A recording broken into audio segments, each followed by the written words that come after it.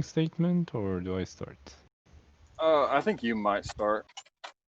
Um, okay, sure. Just give me a second. Okay. So, the contention surrounding physician-assisted suicides stems, in my opinion, from personal liberty. We can take it as a given that adults in society are free, moral agents, and the least they possess is their own body and life.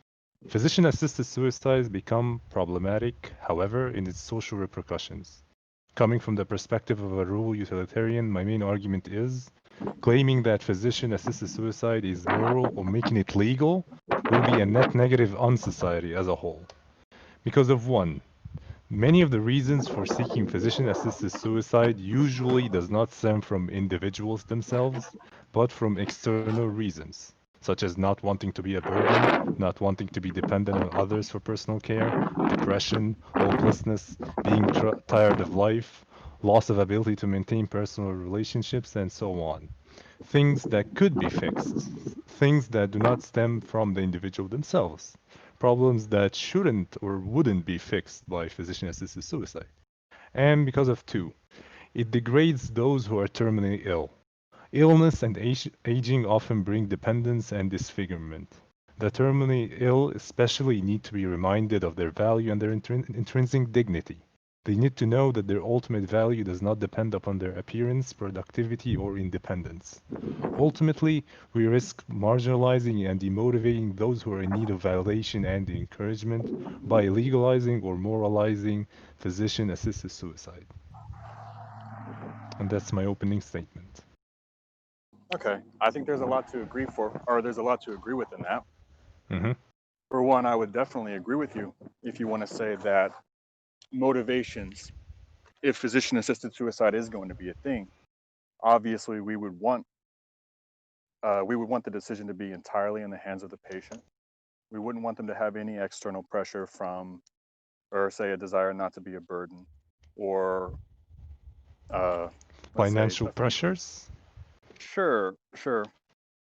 But the issue, one thing that you moved into saying after that was that you're also including in that category things like depression, inability to do things, inability to maintain relationships. And Mm-hmm. it's not clear to me that we should consider those as being external Mm. because Mm. it's not exactly something that's necessarily being imposed by anybody else. That's a problem that just comes about as a result of having some particularly bad terminal condition. And Mm-hmm. so if you want to say that, well, okay, there are problems that are not going to be fixed, well, it's like technically there are some really dire medical situations, and this I think is just a fact, where we're not really talking about fixing anything anymore. We're talking about, or we're just necessarily going to be moving into a palliative phase of care. And so the Mm-hmm. question of physician assisted suicide for me is once we're in this palliative phase, once we're in the phase where somebody is terminally ill, where they don't have any chance of recovery, or we could even say there could be a situation where somebody might not be necessarily terminally ill, but they might have just a really, really grim prognosis. They might be in for just extreme pain for the rest of their life. And in that situation, there's not there's not really a lot of sort of traditional medical treatments that are going to work at all. Like it's Mm-hmm. not really the case, especially when we're talking about problems due to old age. It's not really the case that there's any hope of recovery, and there never has been. There might never be. And if you want to look at societies in the past, even societies that absolutely venerated their elders, it was typically always understood that there's a point in time where there's just not anything that can be done for someone. And the only thing you can do is let them die in the way that they would want to die. And it's actually, in my opinion, it's a big problem, or one of the negatives that actually comes with modern medicine is that it allows people to suffer like extremely bad suffering, the kind of suffering that happens when somebody is kept alive entirely by machines, when their own body isn't viable at all, when they're in this sort of context that evolution or God or whatever never intended anyone to live in. Like evolution has no reason to program a human brain to function or give us any kind of preparations at all to deal with situations where, like, say, your body is absolutely ravaged by these infections where you can't move, you can't speak, you can't even really think. And this state of extreme suffering that people in sort of terminal wards of hospitals or some nursing homes are kept in, I think is actually probably the greatest suffering that humans have ever been subject to. Like, I actually think that. I don't think even like maybe it's probably comparable to some of the like worst Nazi experiments or some of the worst Japanese like torture camps, but other than that, not really. This is actually probably the worst suffering that's ever existed. But And quick, I'm sorry to interrupt, but let's make our like arguments clear. Are we arguing that it is moral or that it should be legal? Because those are two separate things. oh, no, no, so I'm arguing it's moral in some cases, and Mm-hmm. for that reason it should be legal. Mm-hmm. So And you're free to interrupt, by moral, the way. okay. This is Yeah, sure. Go okay. ahead. No, no, so I'm basically done. What I'm saying Oh, is, just to recap, the suffering that people go through when they're terminally ill is really, really great. It's some of the worst suffering that's even possible for a human being to go through. mm-hmm. And I think no matter, like, even if you want to say we should venerate, which I think we should, we should treat people with respect. One of the ways we can treat them with respect is by honoring their wishes, which Mm-hmm. probably includes, at least for me, I know I've had this conversation with my parents too, that includes a desire to die with dignity, which is not what we're giving people right now. And another issue is right now, even though physician assisted suicide is illegal, what is legal is to just allow some, like, it's not legal to just euthanize somebody, but it is legal to stop feeding them or stop giving them sustenance and just wait for them to die, which I think So anybody should agree is more cruel. what would your opinion be on non-voluntary euthanasia? I would be against it. The only context I think where we might accept non-voluntary euthanasia is there are a lot of, like, especially, yeah, I'll go ahead and say I'm categorically against it, actually. Mm-hmm. The only issue is I think if somebody has sort of an in advance, if somebody can express in advance what they would want Yeah. to happen to them in a situation, then I think we can go ahead and respect that. But let's say somebody says, I don't want to be euthanized under any circumstances, I would respect that too. But like my problem is with a sort of like a slippery slope. So we have terminal illnesses that are in a palliative state. Can you give me one example of such an illness or a problem that does not Mm, stem from like aging or yeah, from aging? let's say there are some versions of, or there are some sort of late stages of cancer, some Mm-hmm. stages of like, I know in the past, I'm not, well, like say, I think there are also some sort of like, there are some other degenerative conditions that I can't remember the names of Mm. where it's there's no cure, there's not really any prospect of a cure. Even if there were a cure, then it would still take so long. Oh shit, somebody pull. Yeah, even if there were a cure, then it's highly unlikely to the point I think we can probably exclude it from consideration that it's going to be available to this particular person. But can we extend this to a mental state? Someone that is mentally deteriorating or deranged? So now the problem is not biological but psychological. I'm not sure that it Some is. If you want to someone talk about, with like let's take it as an extreme, someone with a heartbreak who had lived with her partner for let's say 50 years.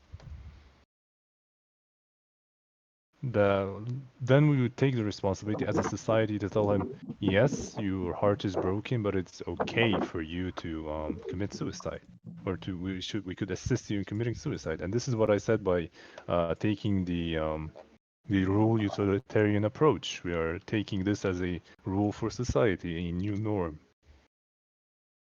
And this comes with the second point that I said, like degrading those who are terminally ill or so forth. We need to be responsible for our rhetoric. Yeah, I can agree with. Well, I can definitely agree about being responsible for our rhetoric.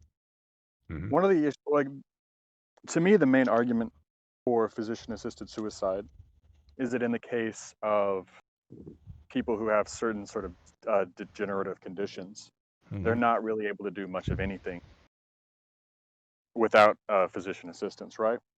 Hmm. And so that's where the need for physician assisted suicide comes in, because you have a person who's just totally helpless. Uh, they could be, yeah, like I was saying earlier, they could be in a state of absolute suffering with no hope of recovery, and we might want to be able to offer them some way out if they specifically request it. Mm. But in the case of sort of a bodily healthy person, I would still, even if we were to say that there, which I don't think this is true, by the way, but if we could say that a bodily healthy person has sufficient cause for suicide, then they're still not in this helpless state where they require physician assistance. So there would still be no reason to sort of change the law and risk creating, like you were saying, there is some Hmm. risk of having a bad precedent. So we wouldn't want to take that risk for somebody who's bodily capable of suicide anyway. So you're limiting your positive claim to people who are physically incapable of committing suicide or need or have physical ailments. Uh, I wouldn't necessarily say physical, because somebody could have psychological deterioration. Hmm. Like, let's say somebody has Alzheimer's, and let's say, Dementia or mhm. yeah, let's say somebody, and I want to be really clear about what I'm talking about. Like, let's say that somebody says in advance, and there's a lot of people who say this in advance, by the way, that they would rather not go on if they're not going to be themselves anymore. Hmm. Like, that's a really common request that people have. It's like, well, okay, I think, I think my mom actually said this at one point. She said, well, if I ever get to the point that I'm not myself, that I'm just completely, like, all my memories, all my mind is just gone, then I wouldn't want to keep existing anymore. Or I wouldn't want my body to go on anyway, because it's not me. And so they can request, like I said, in advance. It's not a decision Hmm. that would be made for them, but they can request in advance that they should be euthanized if that happens. And I think that's a request that we can go ahead and honor without much risk of setting any bad precedents that would, at least not any precedent that would outweigh the amount of suffering that's currently created Hmm. by people who aren't allowed to die even when they would want to. Mm. Hmm. But where does the line stop here? Like I'm afraid of a slippery slope. What conditions can we say are completely out of control and that there's no coming back from them, and which conditions could be fought and where people could find value in those, hardships? Because it happens a lot. People get cancer, they fight the cancer, and they come back a better person from that fight. Yeah, I agree. Also, I agree that that is a problem that we need to Hmm. work on. I think it's a question for medical science, basically. Or what it really This is, is it's a where the question. empirical, yeah, this is where we Uh, need the empirical well, studies to I would say back us up. it's not necessarily even something that we could talk about empirically. I think it's a Hmm. question. On the one hand, it's a question that we would want real, like, true experts to be making that decision.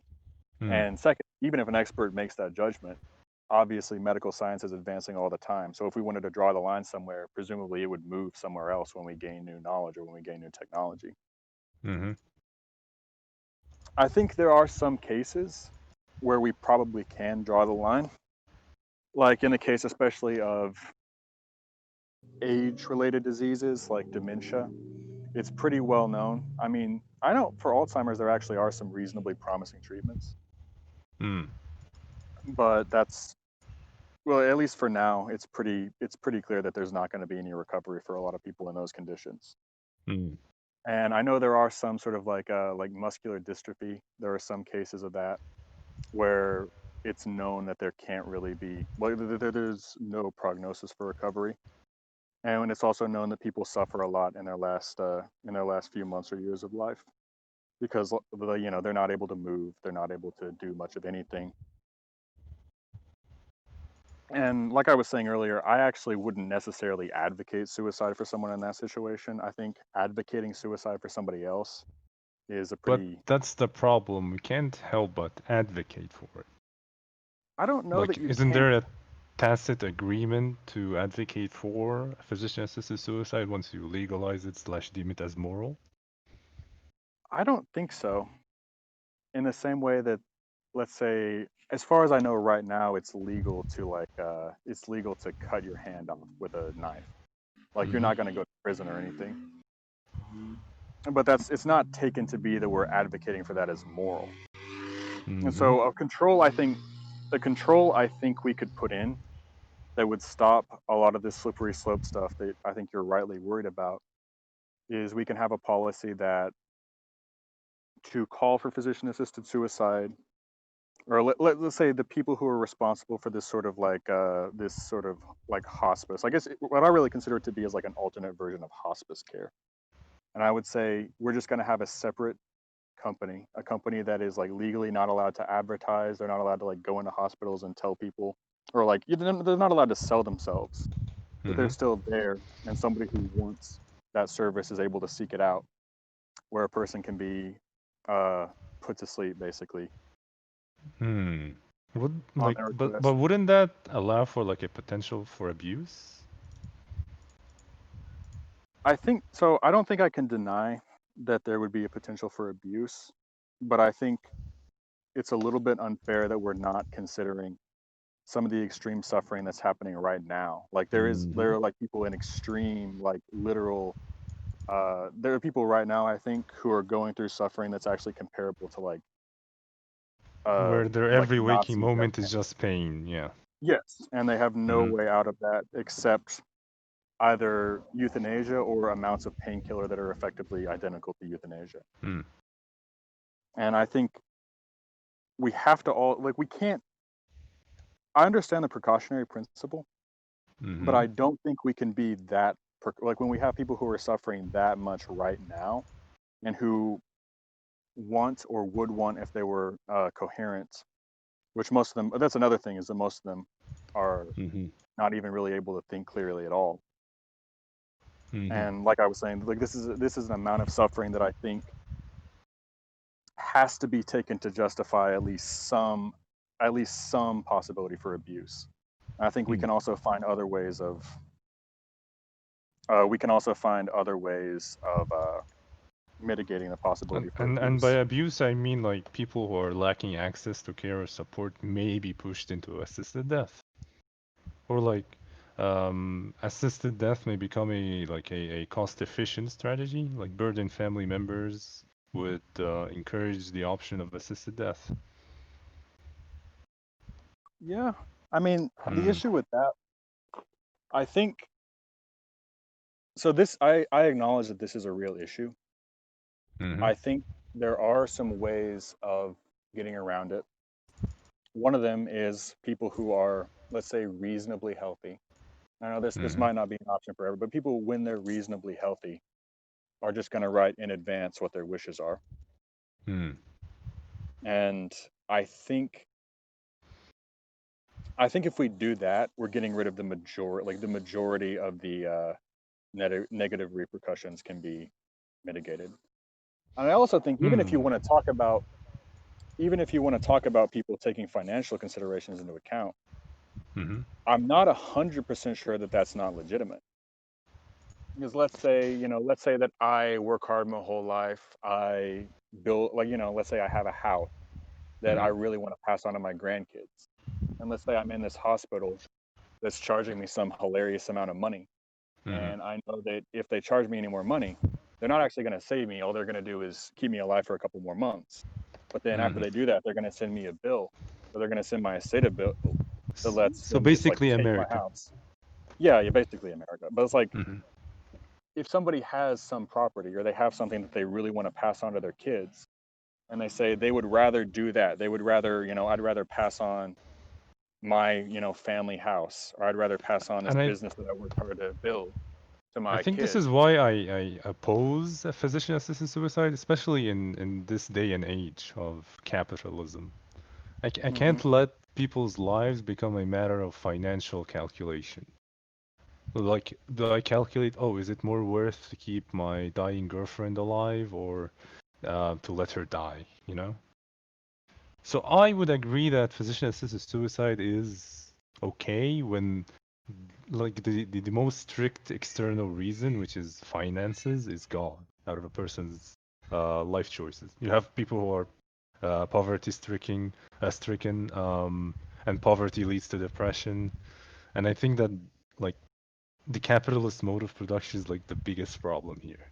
So Okay. maybe in a communist post-capitalist society, I would reconsider it because then, like, one of those is what I deem the external pressures will be gone. So let's say if we had a system just more like a like sort of just not necessarily communism, but just like public healthcare. Mm-hmm. People aren't being charged, or let's just say we have some system of healthcare where you're not being charged money to live in a hospital while you die. We could even say we're somehow doing that with insurance. In that case, would you say physician-assisted suicide is moral? To sort of steelman it, I would say that this society has to have no external pressures. Like, again, like there's no racial discrimination. So being black doesn't make you depressed. So you want to kill yourself or to pursue physician-assisted suicide. Does that make sense? I think it makes sense. I still think I can argue against that though. And Mm-hmm. my argument would be assuming that there are these external pressures, Mm-hmm. it seems like we want people to be able to make the best decisions that they can make, even in accounting for that. And like you could say something like, let's Mm. say, or like I was saying earlier, let's say this is a bad situation, but let's say I have some piece of property that I'm really invested in being able to pass on down to my relatives. And I know that if a hospital keeps me alive for as long as they can, the bill they're going to send is going to be large enough that they can basically just seize that property. And I Mm. want to say, well, okay, I'd rather not, like, I don't want to fuck with this. I just want to die with dignity and pass on my house or my business or even like my car to my kids or my grandkids. I feel like that's in a context we live in. I don't know that that's necessarily something that shouldn't be allowed. But I agree that that's a pretty strong actually moral hazard. Mm-hmm. Yeah, the dignity here entails you having money. Yeah, I think hmm. what dignity is about for me is about having a choice, whether it's like not necessarily money. But yeah, I think it's a bit unfair for me to question that choice because how free are we in our society? Again, like, where is the personal choice here? If I'm born poor and I'm depressed because I'm poor, did I choose to end my life? Or did someone else force me, or some systematic issue force me to do so? Well, I mean, if we had a system such that poor people were actually being forced to accept physician assisted suicide, which I don't think we should. I don't think we do either. Mm. But if that were the case, then I would have to agree with you that physician assisted suicide is immoral. And trans people who are like gay people who have more propensity to are victims of depression much more than straight people. Like, there are a lot of marginalized communities and classes of people that would flock to physician-assisted suicide much more. And I think some studies claim that the issue of dignity, control, and independence motivate requests for physician-assisted suicide more than like unrivaled pain. But yeah, I don't have those studies at hand, unfortunately. I've Yeah. only heard this from a friend of mine. Yeah, I think it is a pretty nuanced issue. I think another issue we can have, or another way we can have to try to mitigate some of the possible negative consequences, is we could say that there's going to be a waiting list, which I know most people who are suicidal are only suicidal fairly temporarily. Hmm. So we can have sort of a series of interviews. We can have a waiting list. We can have some measures to make sure. And we also don't necessarily have to have physician-assisted suicide be legal in every case. Like if somebody But calls for, physicians make mistakes, like errors in diagnosis, prognosis, failure to diagnose depressions, inadequate treatment of pain, maybe. that's true. Hmm. Couldn't we cause unnecessary death? I think there would be a risk of doing that. Hmm. The issue, so the reason why I advocate for, which I don't think, yeah, I don't think I can deny that there's some degree of moral hazard here. The Hmm. reason why I think the total sum of all the concerns are in favor of a reasonable amount of access to physician assisted suicide is because the amount of suffering and the amount of loss, the amount of indignity that takes place for this certain few, not necessarily few, actually quite a lot, these people who, like I was talking about earlier, are in states of absolute agony. Hmm. Should we can't I don't like to say one person outweighs another, Hmm. but I think that's a decision that we have to be able to say basically that they do in this case. Hmm. But we tacitly think so. Like again, like any policy we make or don't make does result in this kind of issues. We're um, saying that the for each, yeah, I get it. I get it. This is something I can't really solve. Like, do we or don't we? Because if I say yes for physician-assisted suicide, then I'm sure that there are some people who will be caught in the crossfire and their deaths are unnecessary. But I would there agree are with people with a palliative state or in a palliative state of illness that where every waking moment of their life is just pain. Like again, late stage terminal cancer. So, right. uh, closing statements, I guess. I don't have anything more to add. Well, I can say, I guess, one more thing. This can also be my closing statement if you don't Mm-hmm. want to talk about it anymore.